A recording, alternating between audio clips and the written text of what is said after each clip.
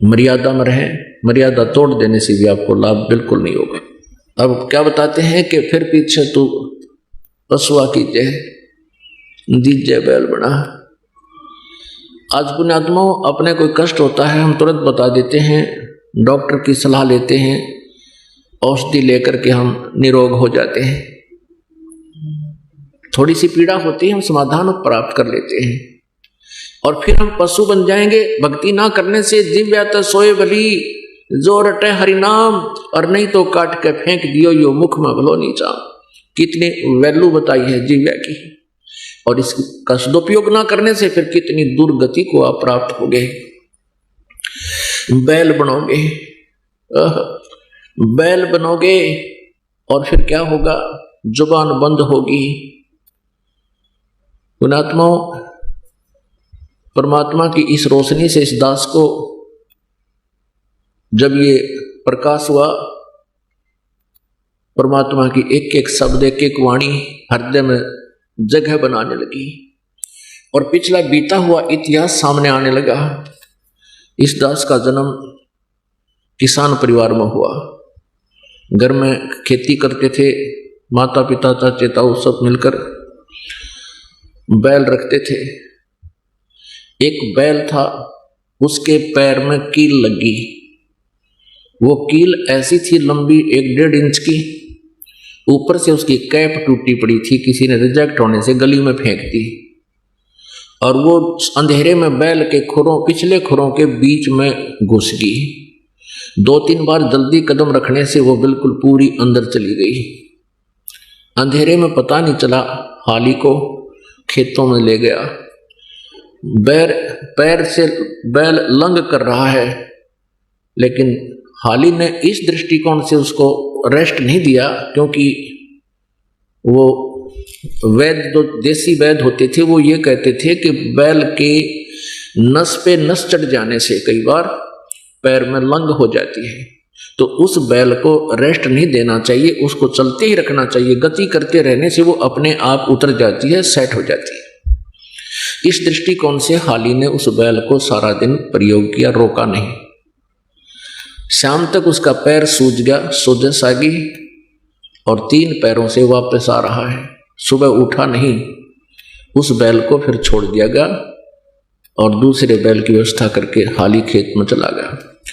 फिर किसी को बुलाया, जो वैद्य था, डॉक्टर था इनका पशुओं का, क्योंकि पैर सूज गया ऊपर घुटने तक। उसने बताया कि इसके घुटने में बा आ गया, तो घुटने के ऊपर गर्म पट्टी, जो भी व्यवस्था उसने औषधि बनानी शुरू की, लगानी शुरू की, और घुटने पर शुरू कर दी। कील लगी है खुर में, पैर में, पंजे में, और गोड्डे पर ट्रीटमेंट हो रहा है। अब वो बता नहीं पा रहा कि मेरा दर्द कहाँ है, और पहले वो अपलातून पाक रहा होगा, जो मनुष्य जीवन में था उसका यकीन नहीं हुआ होगा, तो ये भी दुरुक्ति हो जाएगी भगवान की भक्ति ना करने से। 1 महीने के बाद वो कील पक के, जहां कील लगी थी उस स्थान से पक के उसमें मवाद निकलने लगा, और उससे पहले खुरखार सारे चेक कर लिए थे, क्योंकि वो अंदर घुस गई, ऊपर कोई नामो निशान नहीं था उसका। वो मवाद निकलने लगा, तब पता लगा रे तेरा गजब हो, इसके तो यहाँ पैर के खुरों में गड़बड़ थी सारी। 1 महीने पड़ा रहा, जल भी, आहार भी नहीं कर सका था, आंखों से पानी गिरा था, सूख गया। फिर वो कील निकलवाई, फिर वो स्वस्थ हुआ। तो परमात्मा हमें याद दिलाते हैं, हम गफलत घनी कर जाते हैं मनुष्य जीवन पाके, हम सोचते भी नहीं हमारे साथ ऐसा होगा। पुण्यात्माओं, सुखदेव ने 84 भुगती बना पजावे खरवो, तेरी क्या बुनियाद प्राणी तू पेंडा पंथ पकड़वो।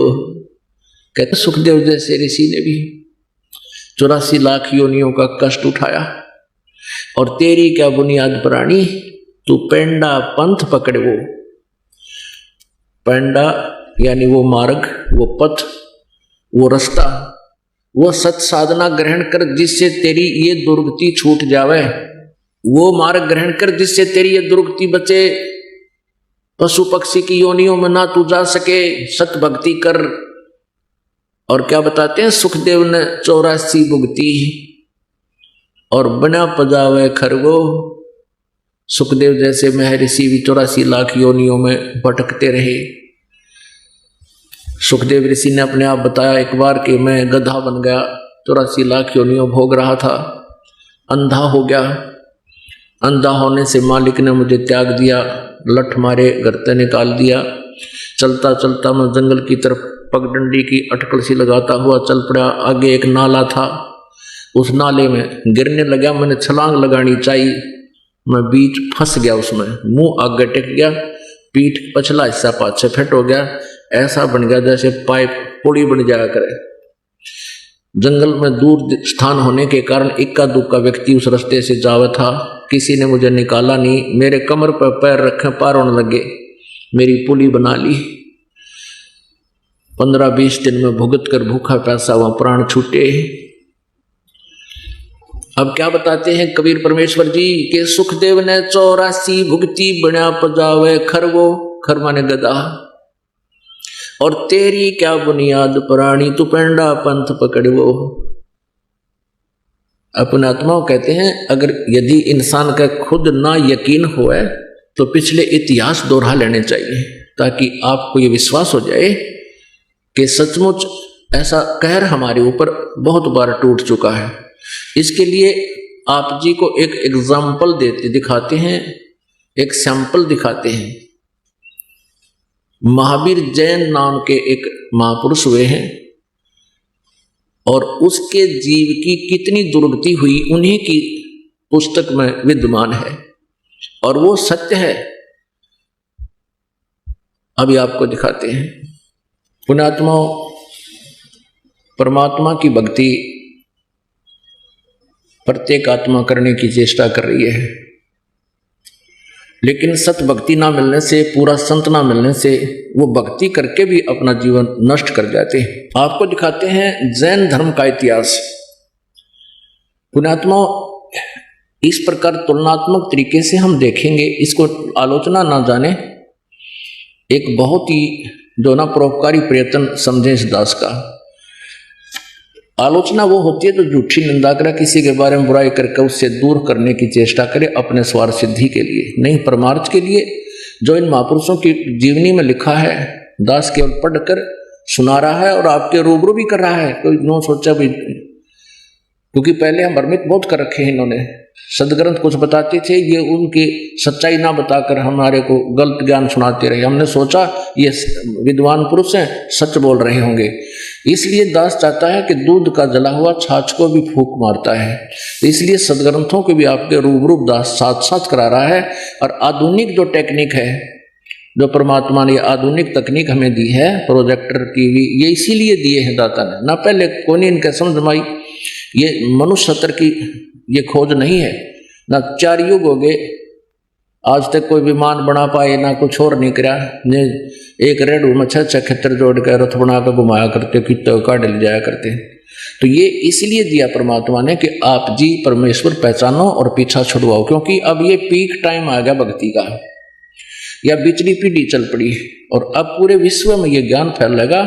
इसलिए परमात्मा ने सुविधा अभी 10-1 वर्ष से दी है, पहले नहीं था। ये टीवी चैनल वगैरह बहुत कम, एक ही होता था ये सरकारी चैनल।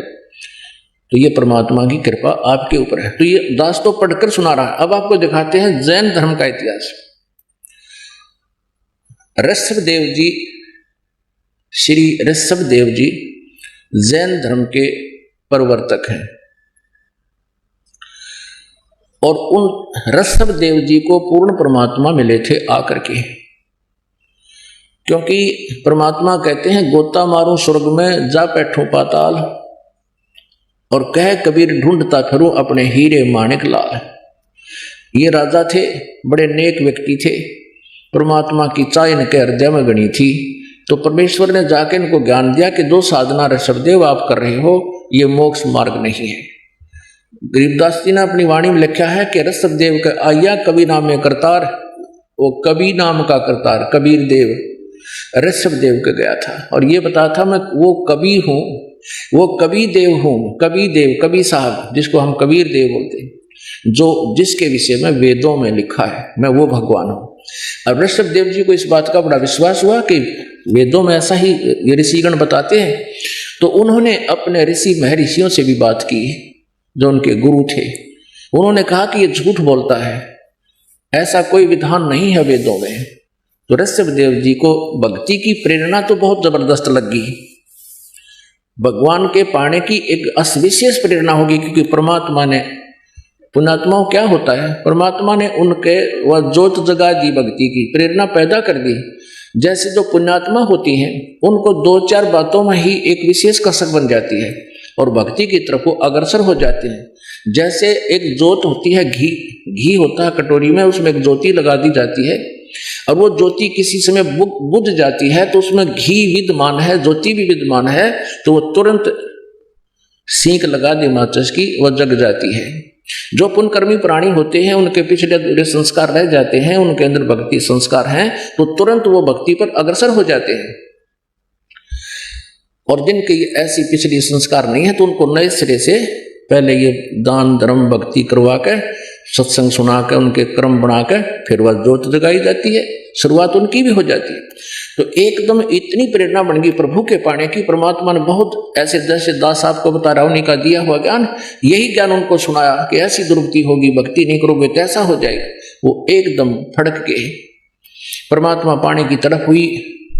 अब वो तो एक बार आए महाराज जी तो परमेश्वर, और वो गुरु उनको रोज मिला करते ब्राह्मण लोग, क्योंकि पैसे के लालची राजा के घर प्रतिदिन चक्कर लगाया करते। तो परमात्मा के ज्ञान को तो भुलवा दिया, लेकिन फिर भी वो प्यारी आत्मा भक्ति बिना रह नहीं सके, ऐसी तरफ जगा दी परमात्मा ने उनकी। अपने बच्चों को सबको राज्य त्याग दे करके वो परमात्मा प्राप्ति के लिए अपने मनमुखी बनकर, जैसे उन ऋषियों से ज्ञान था, वो ओम नाम का जाप और साथ में हठ योग कर दिया। 1000 वर्ष तक तप किया, 1 वर्ष तक मौन धारण किया। अभी आपको उनकी डिटेल बताते हैं। तो कहने का भाव यह है कि उस समय ऋषभदेव जी के जहां से इन्होंने ये स्टार्ट किया भक्ति, उस समय केवल एक ओम नाम होता था, दूसरे साधना का इन ऋषियों को भी पता नहीं।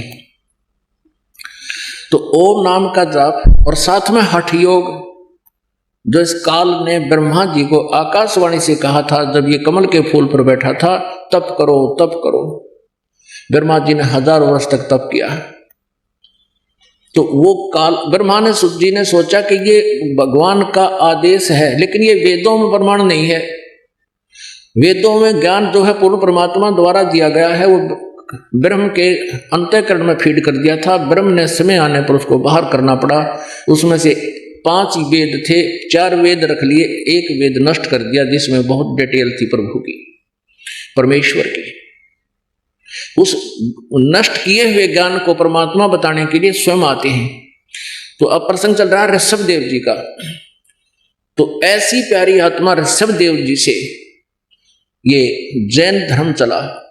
तो ऋषभदेव जी प्रथम तीर्थंकर और प्रवर्तक जैन धर्म के माने जाते हैं।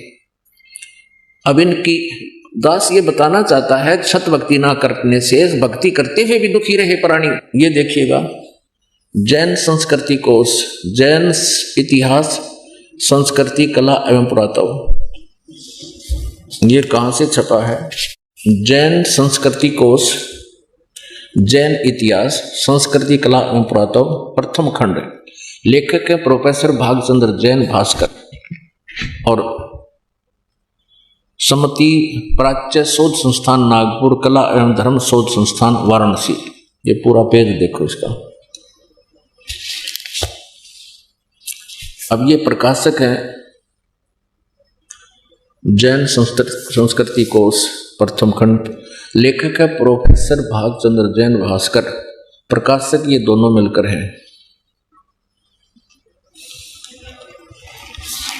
अब ये स्वर्गीय पूज्य पिता श्री गोरेलाल जी जैन एवं पूज्य श्री मातु श्री पूज्या तुलसा देवी जैन की पुण्य स्मृति में सादर समर्पित। ये यहाँ तक। अब इसके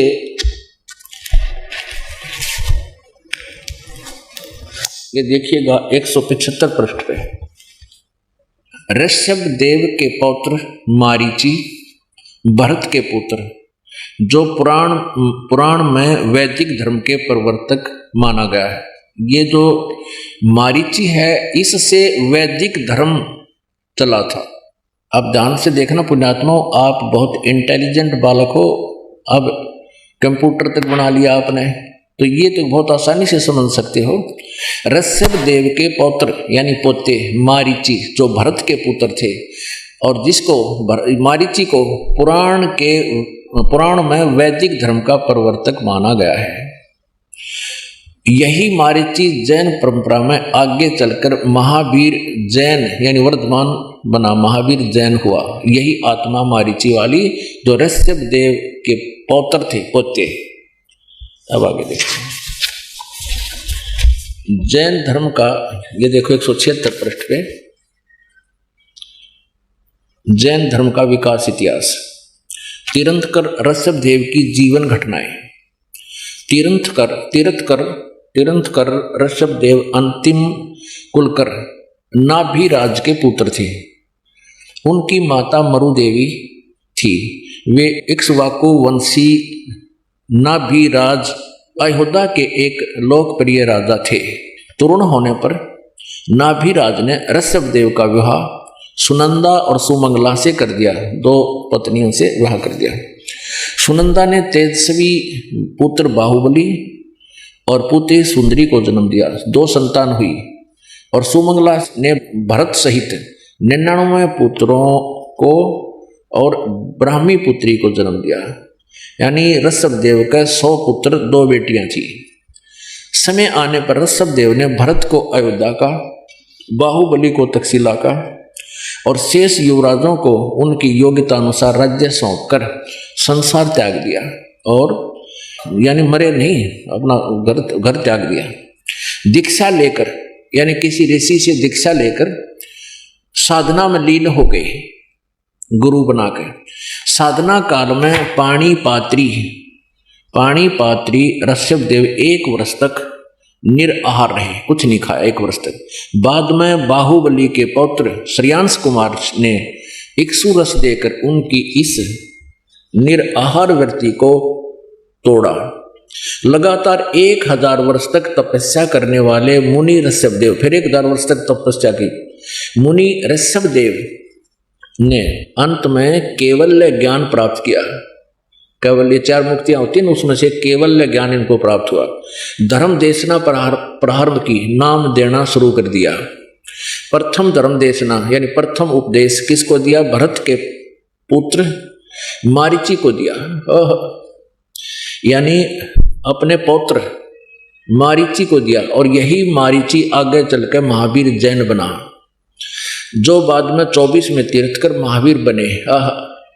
प्रथम धर्म देशना, ऋषभ देव ने 1000 वर्ष तपस्या करने के बाद नाम देना शुरू किया। और प्रथम नाम उपदेश अपने पोते को दिया, भरत के पुत्र मारीची को। और यही मारीची आगे चलकर 24 में तीर्थकर महावीर बने, महावीर जैन जिसको कहते हैं। पुण्यात्मा, आपका सौभाग्य है कि सदग्रंथों का रहस्य आपके रूबरू हो रहा है। अभी तक न तो जैन धर्म के व्यक्ति अपनी पुस्तकों में क्या रहस्य लिखा उसको समझ पा रहे, न ही हिंदू धर्म के पुण्यात्मा अपने सदग्रंथों से परिचित, क्योंकि ये नकली गुरुओं को ज्ञान नहीं था। ये आज तक ये नहीं बता सके ब्रह्मा विष्णु महेश के माता पिता कौन है, इनके इतिहास में लिखा, इनकी सतीथि अदरो अमर बताते हैं, ये नासवान है। तो ऐसे हमें भ्रमित कर रखा है। इन्होंने हमारे ऊपर कैर ढा रखा है, नकली गुरुओं ने हमारे जीवनों को नष्ट कर दिया। परमात्मा आते हैं, उनके साथ ही बदव्यवहार करके उसके ज्ञान को दबा देते थे। लेकिन परमात्मा ने यह समय फिक्स कर दिया था कि कलयुग में सबको शिक्षित करूंगा, उसके बाद अपने बच्चों को अपनी पहचान बताऊंगा, ये आसानी से समझ जाएंगे। तो आज बालक से लेकर बूढ़े तक इस ज्ञान को अच्छी तरह समझ रहा है। अब दिखाते हैं कि महावीर जैन की फिर क्या दुर्गति हुई। अब ये तो क्लियर हो गया कि मारीची ने उपदेश लिया ऋषभ देव से, जो प्रथम तीर्थंकर था, और वही आत्मा बीच में कितना कष्ट उठाया। आगे वो के बनी महावीर जैन वाला जीव। अब देखिए इन्हीं की पुस्तक में, ये पुस्तक है आओ जैन धर्म को जाने, धर्म मंच प्रश्नोत्तर माला, प्रवीण चंद्र जैन M.A. शास्त्री, ये इसके लेखक हैं। आओ जैन धर्म को जाने, लेखक है प्रवीण चंद्र जैन, M.A. शास्त्री, जम्बूद्वीप हस्तिनापुर। प्रकाशक है श्रीमती सुनीता जैन, जम्बूद्वीप हस्तिनापुर, मेरठ उत्तर प्रदेश में। ये कहाँ से छपी है? मुद्रक है Dhirendra Jain, new रसब offset printers, ये मेरठ यहाँ से मिसप्रिंट सा है। अब इसके हम 293 से प्रारंभ करते हैं 293। आओ जैन धर्म को जाने विशेष प्रकरण। श्री महावीर भगवान के अन्य कौन कौन से नाम हैं? उत्तर दिया है अन्य 5 नाम है, वीर, अतिवीर, सन्मति, महावीर एवं वर्धमान। अब आगे चले 294 पे और 3351 नंबर ये प्रश्न है। श्री महावीर भगवान के जीवन का कथन कहां से प्रारंभ होता है?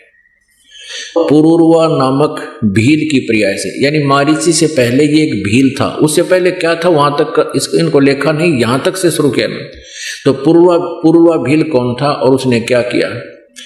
उत्तर, पुष्कलावती देश की पुंडरीकीड़ी नगरी में वह भीलों का राजा था। उसने सागरसेन मुनिराज से मधमास मधु का त्याग व्रत लिया था, जिसे जीवन पर्यंत पालन किया। फिर श्री महावीर भगवान का जीव पुरूरवा भील के शरीर से कहाँ गया?